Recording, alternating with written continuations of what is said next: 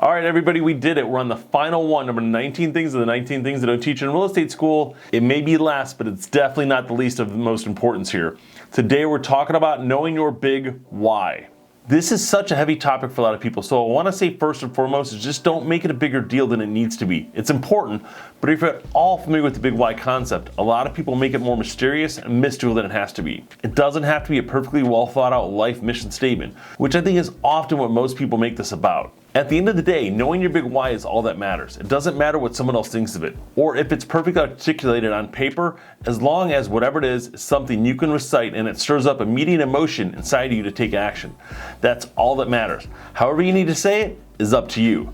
But it better really stir up your soul and wake you up because it's so powerful and so meaningful to you. That's the purpose of the big why. It's not just so you can show off and say, look how great I am with my words on paper. A lot of people may say their big why is their kids, it's their family, and that's enough for them. I'm perfectly fine if that's your big why, but I would encourage you to dive deep into that even further to get specific. For some of you, it's playing with a chip on your shoulder because somebody along the way told you weren't good enough, or you have something to prove, or you want to contribute more to the household, or whatever it is. That's absolutely an aspect of your big why, and only you get to decide what that is. So ask yourself, what gets you out of bed each day? It's a thought-provoking question. When you wake up and before those feet hit the floor, what is it you think about? What would prevent you from just hitting the snooze button and calling it a day? It's something that has to be so meaningful to you that you wake up out of bed and you throw the covers off and you can't wait to start the day because you know what you're working for. It's something bigger than you, and in the pain of adversity, what's going to keep you when life hits you, when you feel like you've put in all this effort and you have nothing to show for it yet, what is it that's going to continue to keep you dredging forward, even when your mind is telling you to give up? This is a hard thing to do, but anytime there's a conflict between my heart and my mind, I'm going with my heart. So this has to speak to your soul. It has to be so meaningful to your heart because your mind will be tempted to talk you out of it. Some people refer to their big why as their desperate why, and something that should make you cry. And I don't say that jokingly. Does your big why make you cry? Is it that important to you that it would potentially drop you to your knees and the thought of not achieving this life that you see for yourself? And that's when you know you've hit the nerve. And for some people, it just takes time.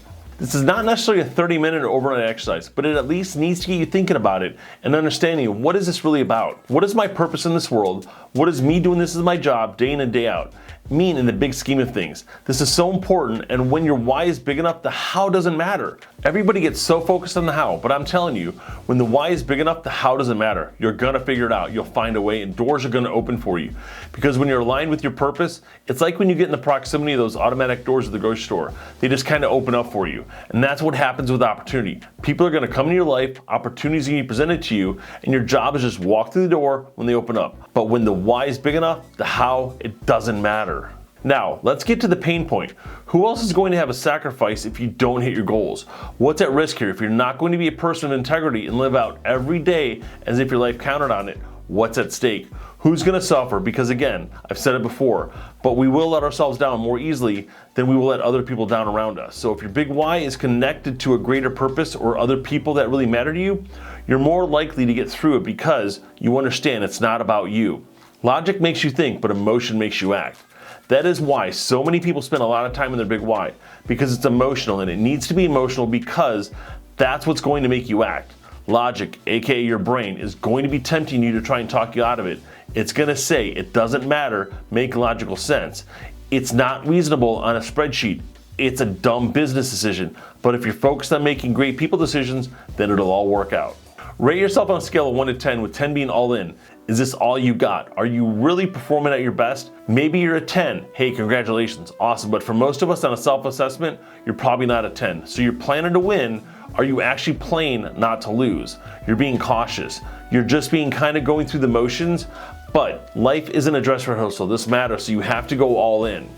We say that real estate's a contact sport and it's time to get your jersey dirty. There's no participation trophies in real estate. All right, nobody's gonna come save you. You've gotta be your own hero. Nobody's gonna do the work for you. And frankly, a lot of people don't wake up every day thinking about you. So you're 100% in control here. And the quicker you can get your head around that, the better. Because here's the reality of it. If you're not willing to get uncomfortable, and uncomfortable often means talking to people and asking for the business, your bank account will make sure you are very uncomfortable, and it shouldn't have to come to that. Every single day, the window of opportunity is closing little by little by little for you. The longer you procrastinate and delay and exhibit avoidance behavior. So if you're not willing to take the necessary action steps right now, it may come down to where your bank account will be more uncomfortable for you. And it shouldn't take that. So know your big why. And this concludes the 19 things they don't teach in real estate school. Hope you found value in this series, and I appreciate all the time we've spent together over the last 19 videos. If there's anything I can do for you, help you in your real estate career, if you need a mentor, a friend, or if you're looking for some advice or clarification on anything I've talked about in this series, please reach out to me. I love helping other agents reach their potential. Have a good one.